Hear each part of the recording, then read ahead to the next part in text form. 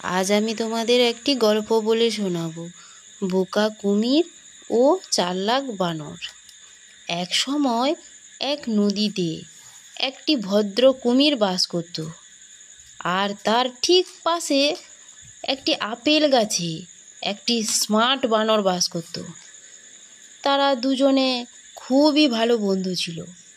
প্রতিদিন বানর কুমিরের জন্য কিছু আপেল গাছ থেকে পেড়ে দিত, আর কুমিরটিও নদীর মাঝখান থেকে সাঁতার কেটে বানরের জন্য কিছু মাছ নিয়ে যেত।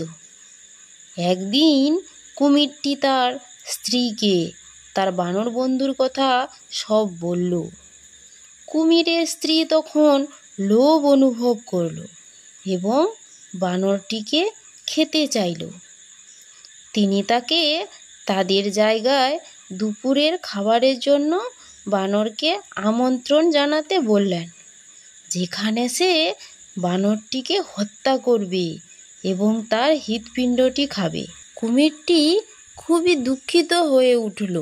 অবশেষে কুমির তার স্ত্রীকে প্রতিশ্রুতি দিল যে আগামীকাল সে বানরটিকে নিয়ে আসবে।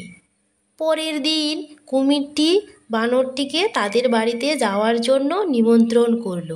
সে দ্রুত কুমিরের পিঠে এসে বসল।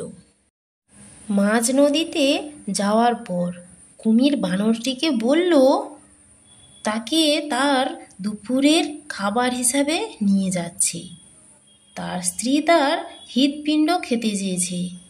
তখন চতুর বানর কুমিরকে বলল যে সে গাছে তার হৃৎপিণ্ড ছেড়ে গেছে। বোকা কুমির তখন সাঁতরে গাছে ফিরে গেল। তারা ফিরে আসতেই বানরটি কুমিরের পিঠ থেকে লাফ দিয়ে বেচারা কুমিরটিকে পেছনে ফেলে জঙ্গলের ভেতরে চলে গেল। তো বুঝতে পেরেছো তো বন্ধুরা? তোমাদের যদি ভিডিওটি ভালো লেগে থাকে তাহলে তোমরা চ্যানেলটি সাবস্ক্রাইব করে রাখো এরকম আরও মজার মজার নতুন নতুন ভিডিও পেতে।